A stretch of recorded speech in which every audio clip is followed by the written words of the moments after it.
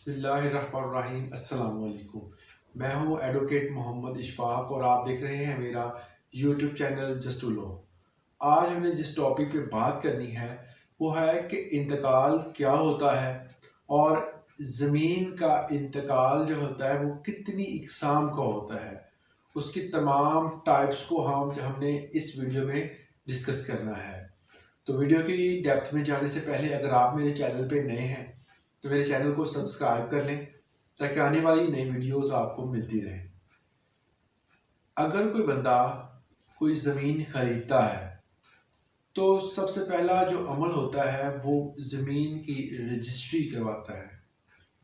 जब कोई बंदा किसी ज़मीन की रजिस्ट्री करवाता है तो रजिस्ट्री का प्रोसेस आपको पता ही है, मैंने एक वीडियो में इस प्रोसेस को बताया हुआ है कि किस तरह तमाम अशखास जो होते हैं वो सब रजिस्ट्रार के ऑफिस में जमा होते हैं। तो वहाँ पर सबके साइन अंगूठे होते हैं और वहाँ पर जो होता है वो टाइटल ऑफ डॉक्यूमेंट तैयार कर लिया जाता है।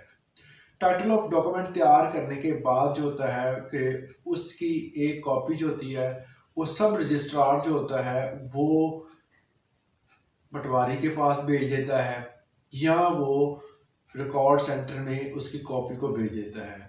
इस तरह एक इंतकाल ऑटोमेटिकली दर्ज हो जाता है और इंतकाल की जो फीस होती है वो तकरीबन 500 रुपये होती है। वो रजिस्ट्री की जब वहाँ पर दर्ज होती है सब रजिस्ट्रार के ऑफिस, तो वहाँ पर ही वो अदा कर दी जाती है। तो आज का हमारा जो हमारा टॉपिक है वो है कि इंतकाल की किस्में कितनी होती हैं। कौन सी ज़मीन लें तो इंतकाल उसका किस किस्म का होगा, उसकी कौन सी टाइप होगी। तो सबसे पहली टाइप जो है वो इंतकाल बै है, मतलब म्यूटेशन ऑफ सेल। कि जब कोई ज़मीन सेल होती है, जब आप कोई ज़मीन सेल करते हैं या आप कोई ज़मीन खरीदते हैं तो वो जो इंतकाल होगा वो इंतकाल बै होगा, मतलब म्यूटेशन ऑफ सेल होगा। अगर जायदाद को मुकम्मल तौर पर बेच दिया जाए, आप अपनी प्रॉपर्टी को या किसी की प्रॉपर्टी को खरीदते हैं या बेचते हैं, तो वो जो आपने उसके इवज़ रकम ली है उसके बाद आप रजिस्ट्री करवाएंगे और उसका इंतकाल दर्ज होगा आपके नाम से दूसरे नाम पर। तो इस इंतकाल को इंतकाल बै कहते हैं। तो म्यूटेशन ऑफ सेल तब दर्ज होता है जब आप कंप्लीट तौर पर जो होता है उस चीज़ को बेच देते हैं। उसके बाद आ जाता है बारी इंतकाल हिबा। हिबा का मतलब ये होता है कि आप ऐसी चीज़ जो कि किसी को दे देते हैं, अपनी खुशी अपनी रज़ा से किसी भी बंदे को कोई चीज़ दे दें, उसे हिबा कहते हैं। मतलब अगर आपने किसी दोस्त को, किसी बहन को, किसी भाई को या वालिद ने अपने बच्चों को कोई ज़मीन का कोई टुकड़ा दे दिया है, तो वो ज़मीन जो उसे गिफ्ट के तौर पर दे दी गई है, जो हिबा कर दी गई है, तो अगर वो जायदाद जो है वो आप हिबा कर देते हैं तो उस जायदाद का जो इंतकाल होगा उसको बगैर मुआवजे के आप क्योंकि इंतकाल कर रहे हैं तो उस इंतकाल को इंतकाल हिबा कहा जाएगा।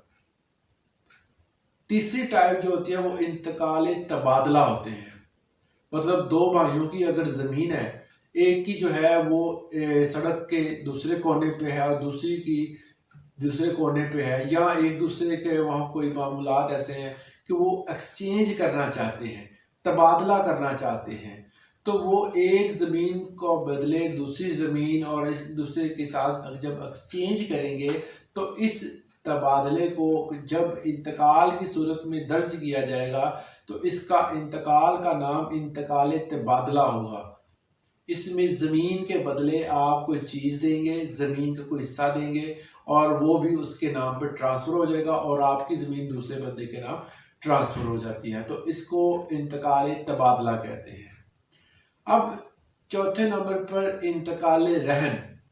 अगर कोई जायदाद का इंतकाल किसी के नाम पर थोड़ी सी रकम ली है और बाकी रकम को वादा करते हैं जी कुछ अरसे बाद आपको दे देंगे, तो ऐसी ज़मीन जो आपने किसी को पैसे लेकर आपने रहन रखी हुई है, उस ज़मीन का जो इंतकाल होगा उसको कहेंगे इंतकाल रहन।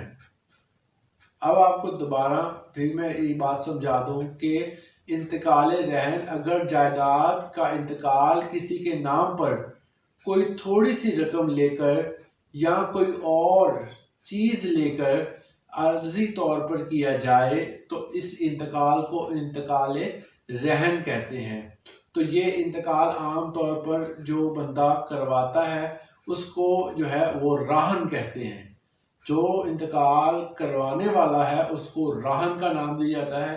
तो ये थी इंतकाल की टाइप्स।